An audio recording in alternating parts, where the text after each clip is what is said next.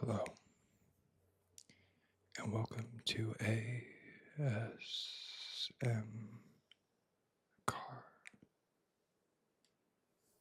The mic is on, and away we go. Today, we are going to be flipping through the illustrated history of Formula One. Grand Prix, which is known as the Grand Prize. This is by Will Buxton. Now, if you're a F1 fan, you'll know that Will Buxton is a prominent figure, not so much this year, but still a very prominent figure in the F1 community as a commentator and reporter. He's very famous for being on Drive to Survive. Now, I got this book for Christmas from my best friend, and to be honest, it's like a coffee table book. It's one of those like books that you like display, and I have it displayed in my apartment on like a little like pedestal kind of thing. Who needs Google when you have Will Buxton, the most comprehensive, all-encompassing book on F1 to date, a joy to pursue with Brad Pitt. As someone who knows a thing or two about speed, I can attest that this book captures the essence of what makes Formula One so captivating. It's a must-read for anyone who shares my love for the rush of going fast. Lindsey Vonn, Olympic gold medalist.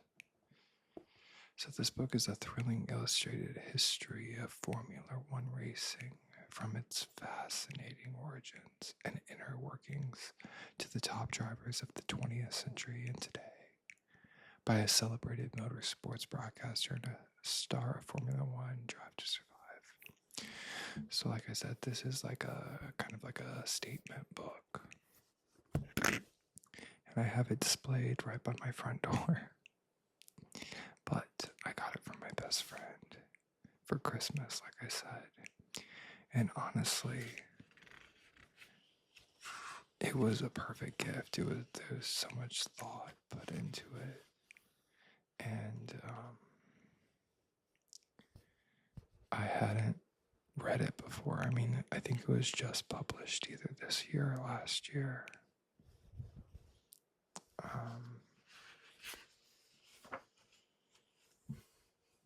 But I made it a goal to read this book this year, like from cover to cover. So I've already read a bit of this, but I wanted to start it with you all.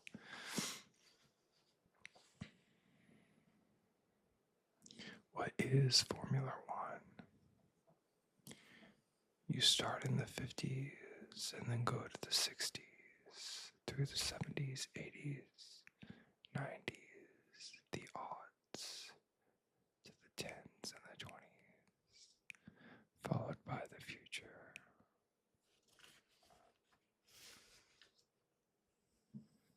Stefano is the president of Formula One and CEO.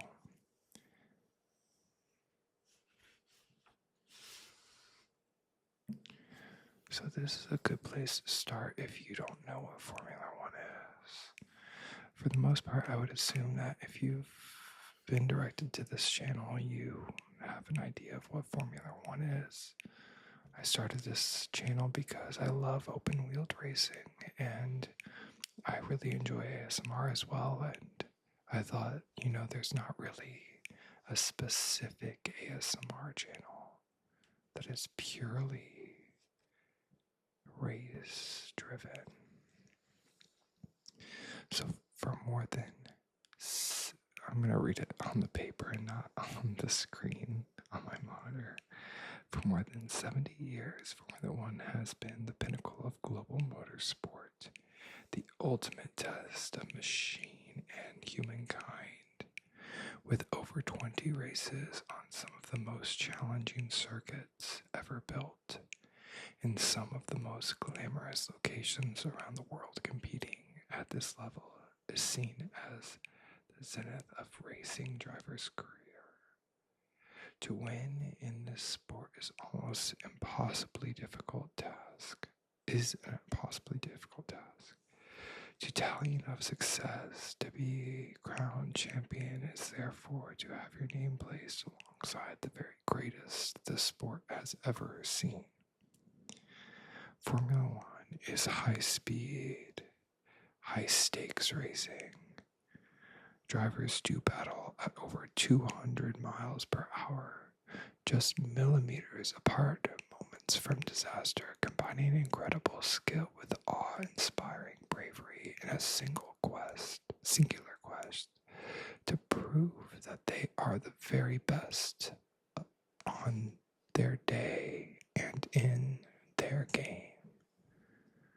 Their journey to the pinnacle of racing begins in childhood, and their talent developed from go-karts through junior open-wheeled careers to the very top of the sport.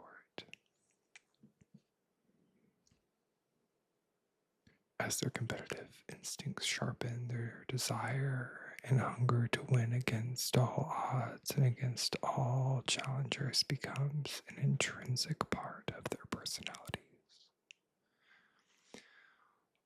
Over time, through a combination of ability, experience, defeat, victory, perseverance, and prowess, their goal is to become the ultimate driver.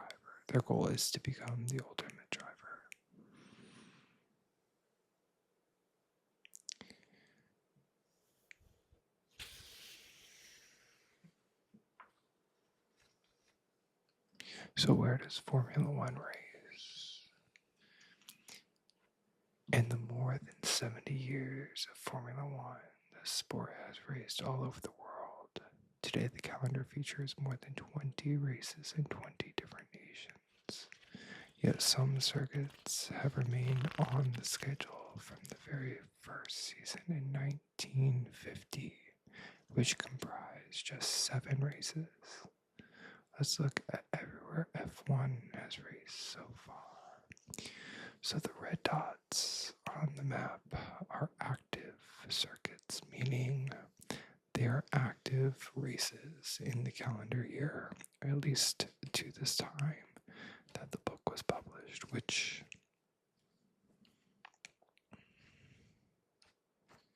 I don't know if it has the publishing date.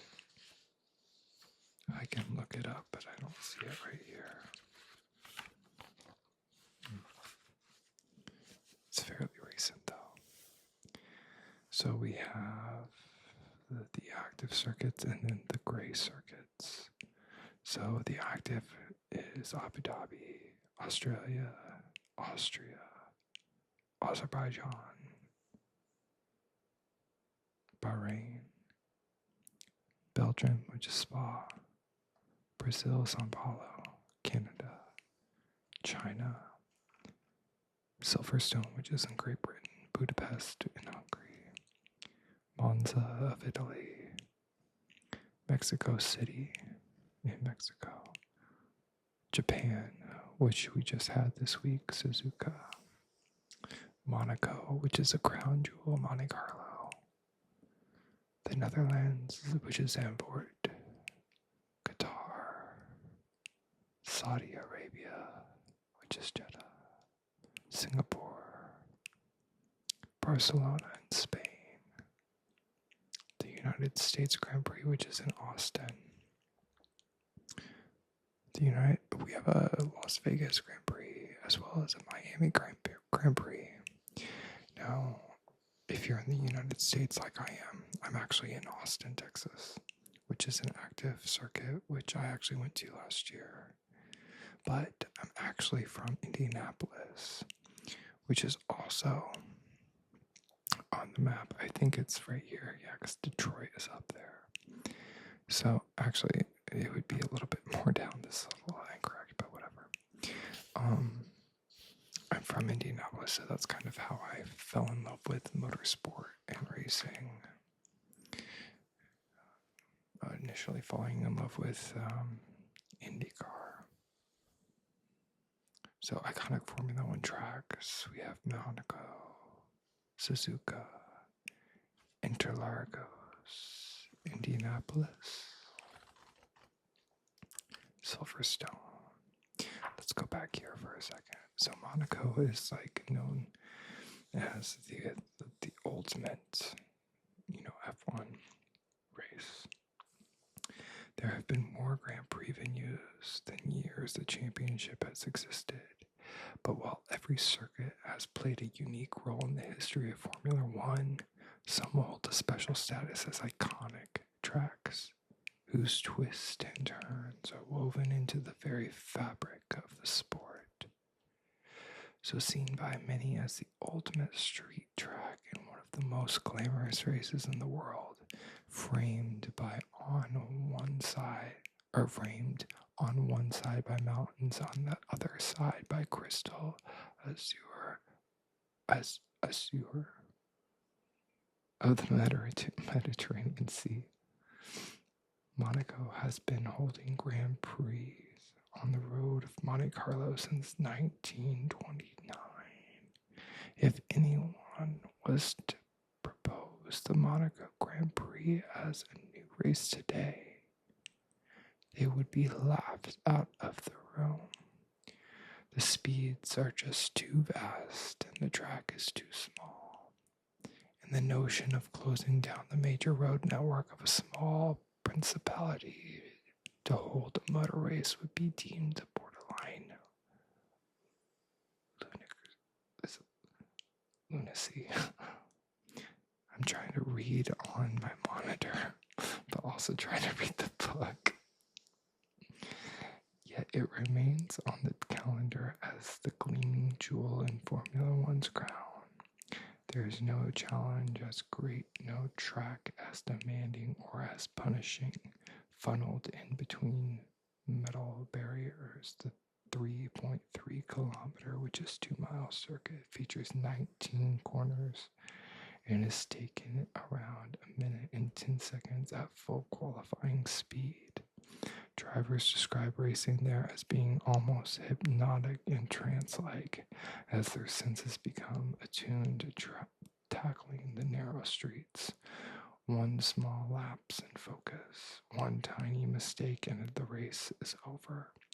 There are no second chances, no where demands greater skill, no win means as much. Thus has it ever been, and thus will it always remain. So it shows you what it used to look like versus what it looks like now. So they just added a few more turns over here, and there's a little bit of a difference right there. Suzuka we just had, which is in Japan. And then Indianapolis. I'm going to read a little bit about Indianapolis because it's very nostalgic to me. So one of the most famous circuits in the world, the Indianapolis Motor Speedway, has existed in two distinct forms in its Formula One history. For the first decade of the World Championship, the Indy 500 counted as a round of the Formula One Championship.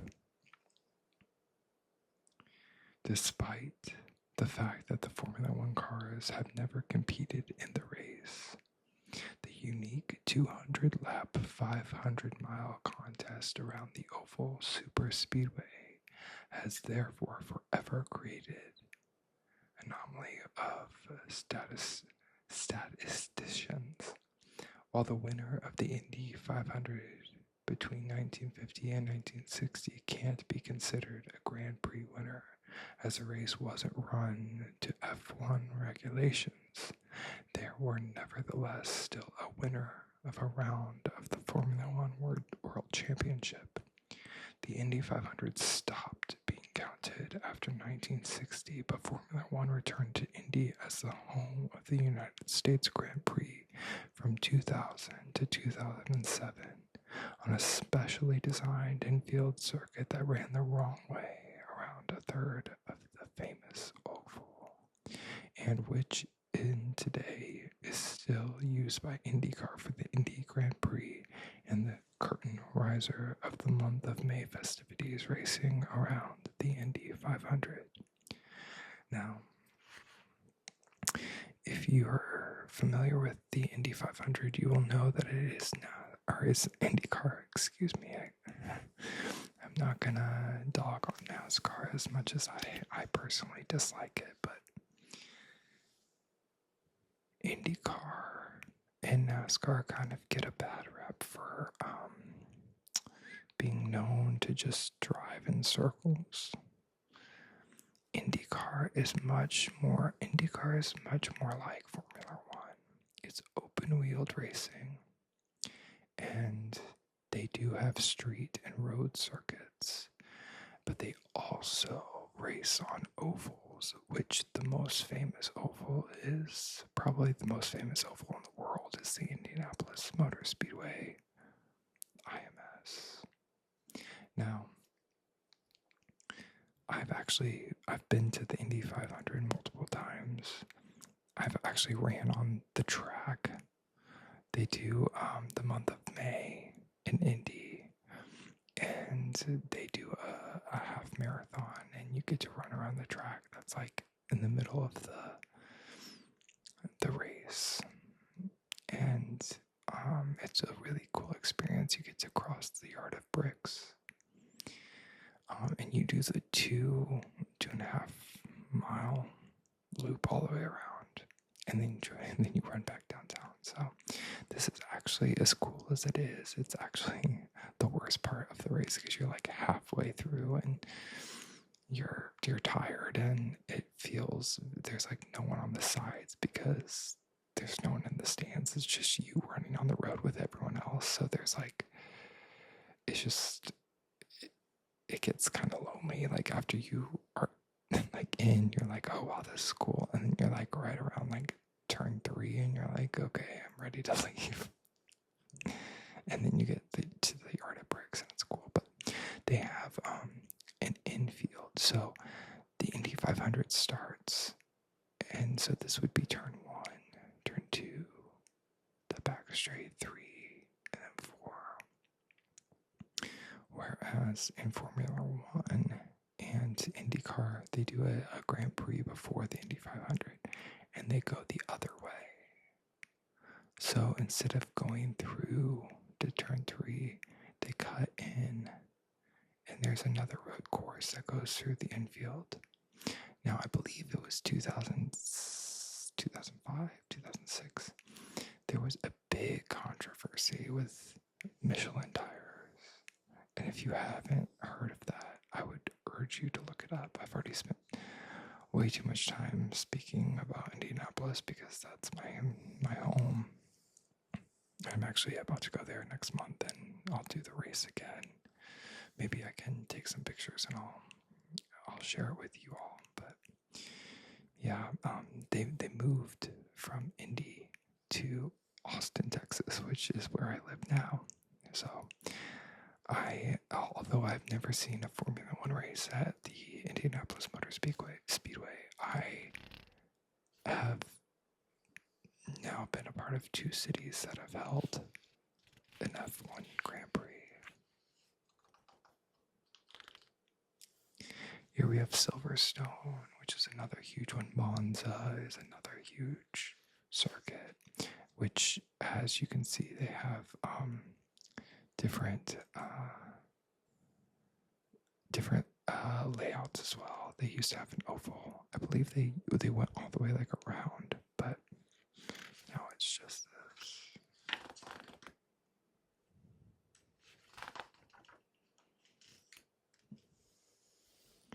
So, being a great driver isn't enough to succeed in Formula One. If you want to win races and championships, you need to race for the best team and drive the best car. So here you can see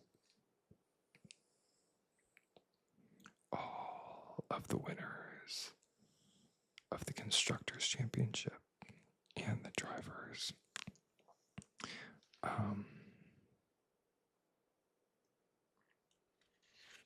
So the Constructors is your team. It's basically who has the best car. And then the driver is who wins the most and has the most points at the end.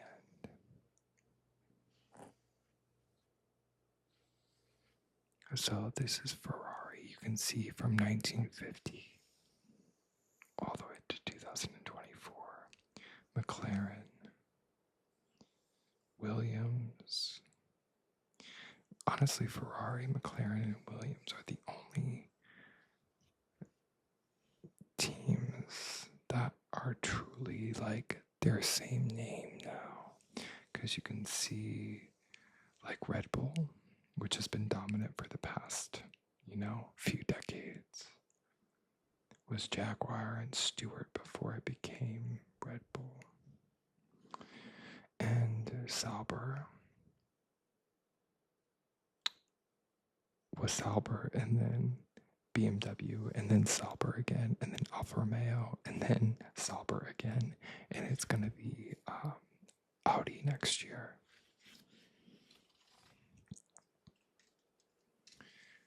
So the race weekend and the format, so a standard format, which is what we saw in Japan this weekend, is Friday. You have 2 practice sessions that are 1 hour each.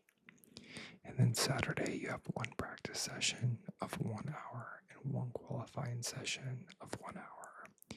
So if you watched the last video I posted, you'll see me talk about the times for Q1, Q2, and Q3. So Q1, the fastest 15 advanced, and positions 16 to 20 are locked in. Q2 is the fastest 10, so another 5 drop out, and their positions are locked from 10 to 15, I should say. And then Q3 is the top 10 shootout for positions, and then they're locked in. And then Sunday you have the Grand Prix, 300 kilometers minimum, 305 maximum, except for Monaco, which is 260 minimum, and races unstopped maximum time of 2 hours or 3 hours, including stoppages. Now, if you watched my China recap, you'll know that it was a sprint format. Also, Austin, Texas is also a sprint format. Friday, you have 1 practice session of 1 hour. Sprint qualifying sessions of 1 hour. Same format as the standard Saturday qualifying, but shorter sessions. Saturday, you have the sprint race, which is a 100-kilometer race with grid formed from sprint qualifying. So you get 1 practice session, 1 qualifying, the race, and then the Grand Prix qualifying, which is after the race, which is crazy to think about. They have the same format as the Saturday qualifying, so you go back to this format right here. But they've already done a shortened, condensed version of this on Friday with 1 practice session. And then you have the sprint, and then qualifying. And then on Sunday, you have the Grand Prix.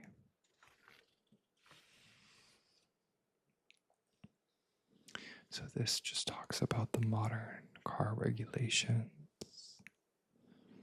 the power unit, the steering wheel, which looks like a game controller, the safety equipment, the halo, which is this like wishbone feature,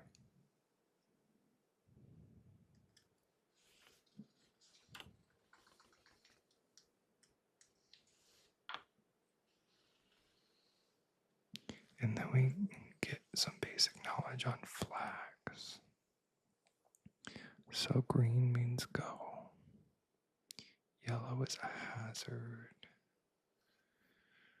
Double yellow means that the track is blocked ahead, so slow down and be prepared to stop.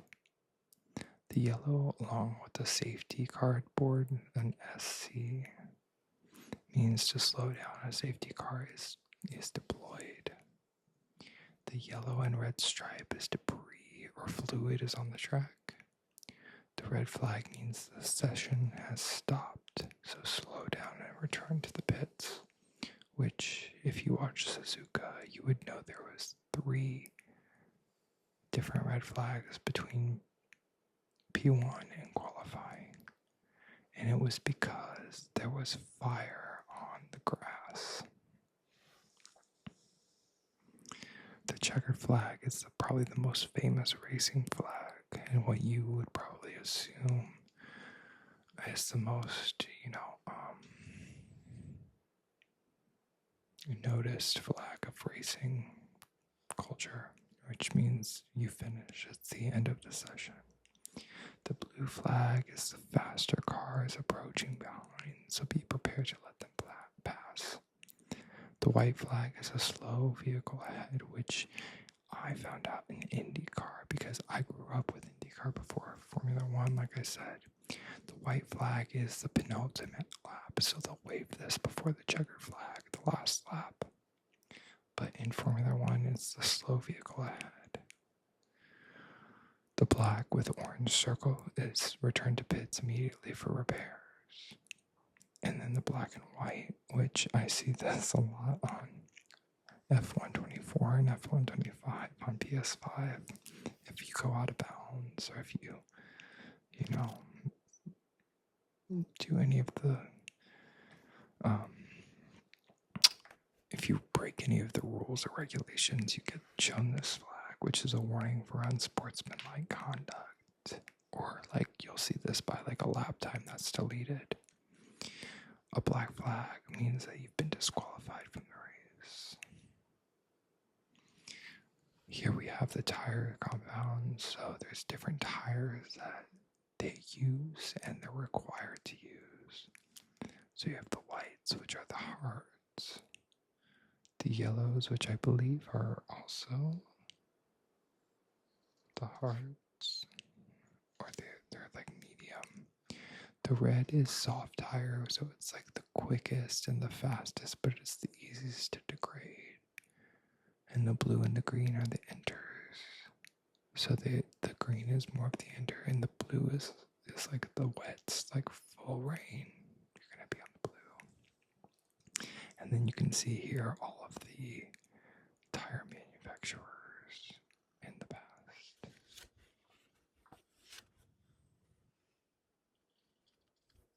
Here it just talks about training and how you can lose over 4 kilograms, which is 9 pounds in body weight, due to the intense perspiration of the body's experience, such as huge loss of weight and fluids in turns. A lot of people don't realize how intense the sport is, how they have to train their necks, and they have to be like, you don't want to see like, also there's a weight limit to the car, like you can't be over a certain and you can't be under a certain. So I see here a minimum has to be set in Formula One for a driver in their seat to weigh no less than 80 kilograms, which is 176.4 pounds.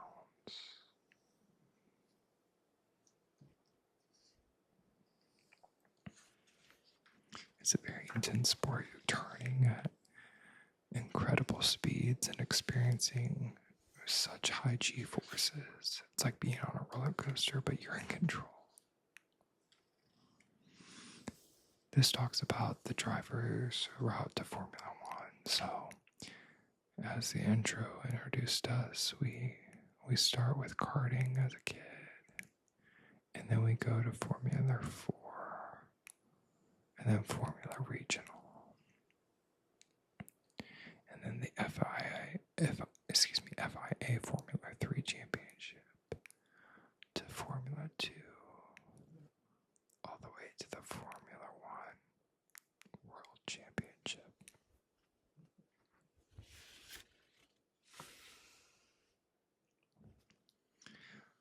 So while this book is about Formula One, there are many other incredible forms of racing that takes place all over the world.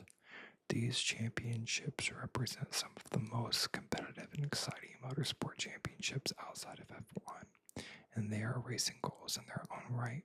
Competing in them and scoring well, however, can also lead to awarding of F1 super license points, such as the champion drivers outside Formula One might be afforded the chance to swap disciplines. So IndyCar is like what I was talking about the Indianapolis 500, the pinnacle of American open-wheeled racing. IndyCar has existed in one form or another since 1920, which technically is older than Formula One. So sometimes you'll see like discord about what is faster, what is better, and they're just different. But the fact is, IndyCar actually existed before Formula One. Today is one of the most closest and most exhilarating forms of single-seater competition in the world, thanks in large part to its standardized use of the Dallara chassis and just a few engine suppliers, Honda and Chevy. As of 2024, the championship races on road, street, and oval tracks, with its biggest draw being the annual Indy 500, which has existed for almost 110 years. Although IndyCar drivers don't need super license points to race in the championship, the top 10 drivers in the championship receive super license points, and the champion gains 40 points required to race in Formula One. IndyCar has its own feeder series path known as the Road to Indy, which stages leaps in performance similar to the FIA's global pathway to F1. So you have like the Indy Next series and stuff like that. I grew up with IndyCar. I still watch IndyCar. I love it. You also see some swaps if like Logan Sargent has been fitted for a seat. He's not a driver there, but Romain Grosjean is a former Formula One driver that now drives IndyCar. So there is a lot of crossover. Formula E is the electric version. NASCAR is stock car. Endurance, formerly known as sports car racing, is the art of a group of drivers racing in turns as co-pilots to cover the farthest distance in a set number of hours on a race circuit. So like the most famous, the third jewel. So you have the crown jewels of motorsport, which are the Indy 500, Monaco Grand Prix, which is Indy 500 IndyCar, Monaco Grand Prix, which is Formula One, and then endurance sports car, which is 24 Hours of Le Mans.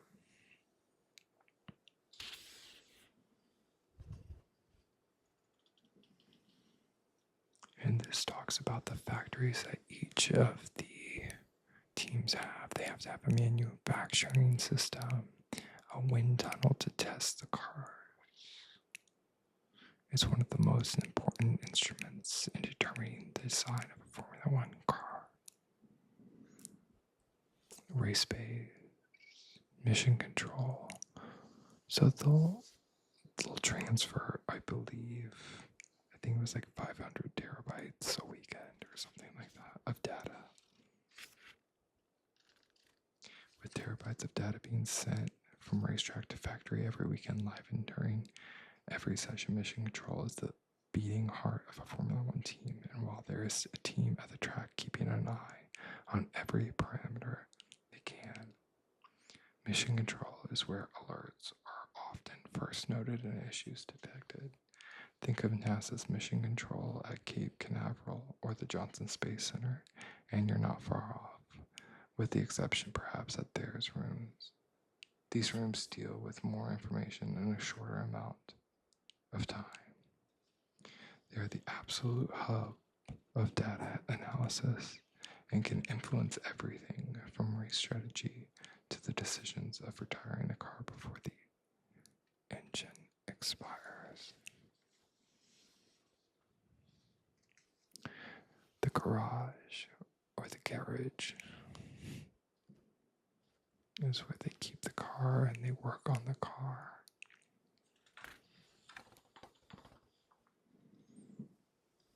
And then the pit stop. So pit stops are a key moment every race per regulations. Every driver must make at least one pit stop in a dry condition in order to have raced on at least 2 different compounds of tires. Any time lost is a severe disadvantage, so pit stops can win or lose a race. Today, more than 20 members of a team are involved in every pit stop in order to service the car as quickly as possible.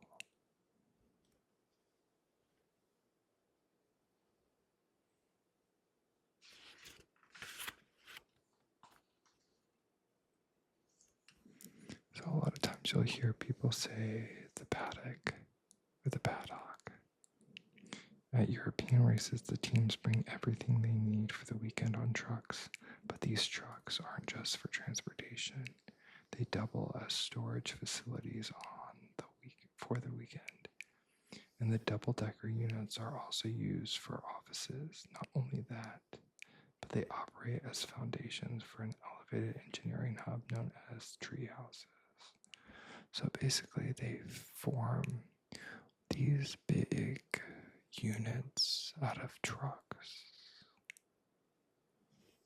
almost like containers, and they make like a little village with every team being represented. That's where the drivers, that's where the team principals and the CEOs. Here we have Williams. It's like their headquarters at the race. And this is all over the world. It's quite amazing how they do it all. And honestly, it explains why everything is so expensive. It's a lot of money.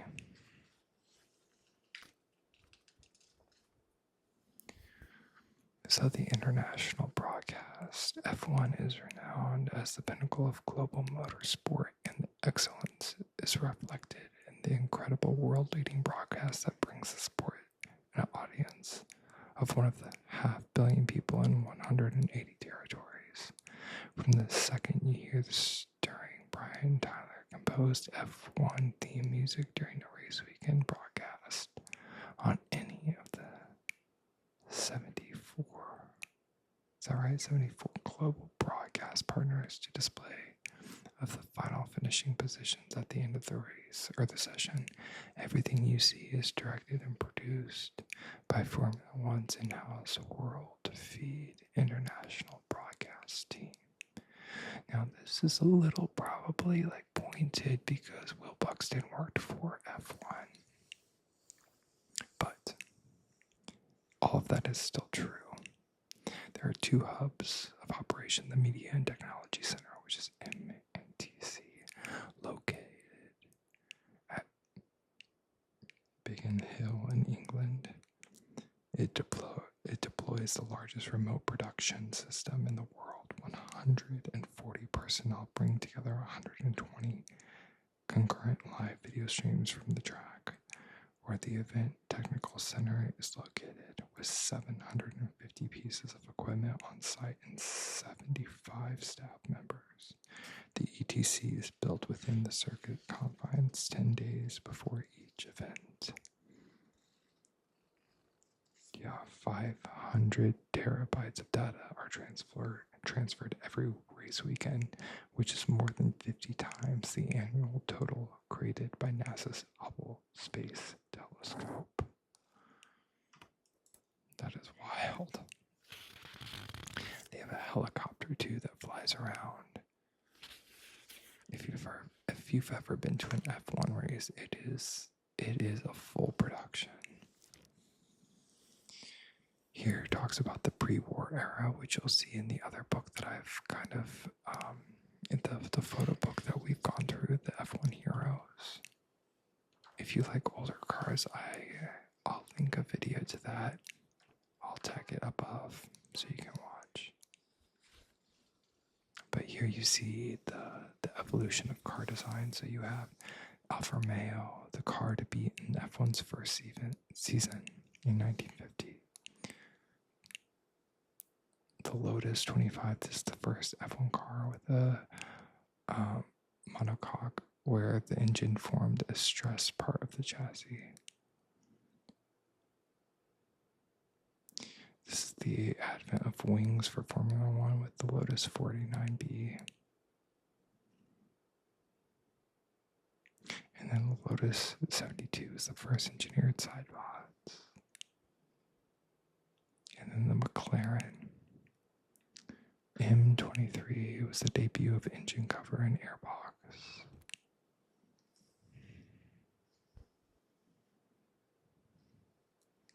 The McLaren MB41, the first car to feature completely carbon fiber monocoque. This is a very, very, very famous car.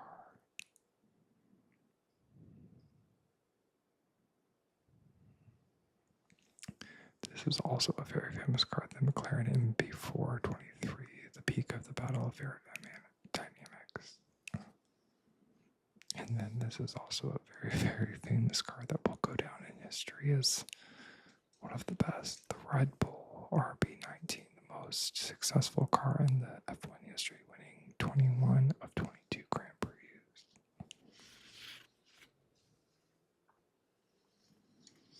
And just as the cars evolve, so do the equipment and the drivers.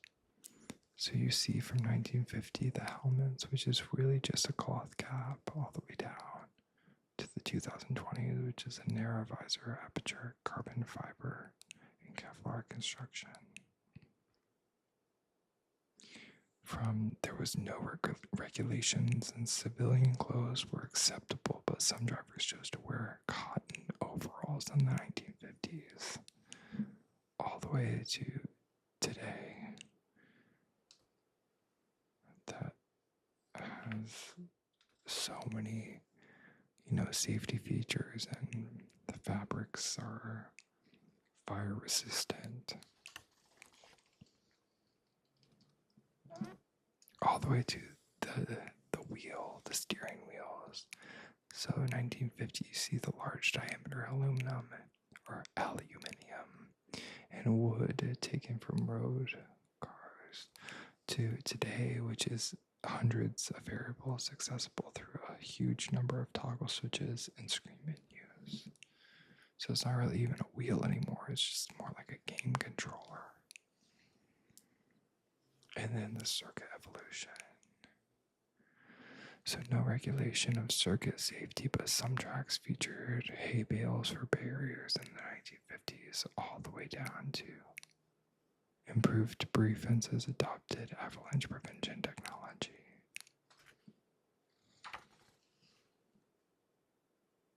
So that's where we're going to end today.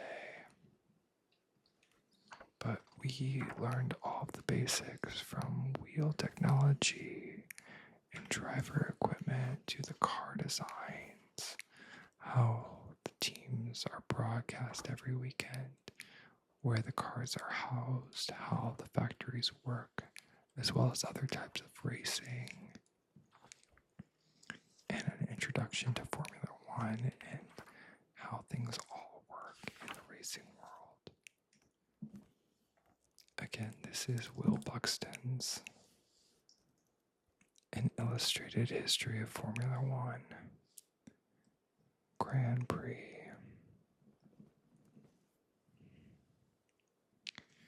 I hope you found this relaxing and enjoyable.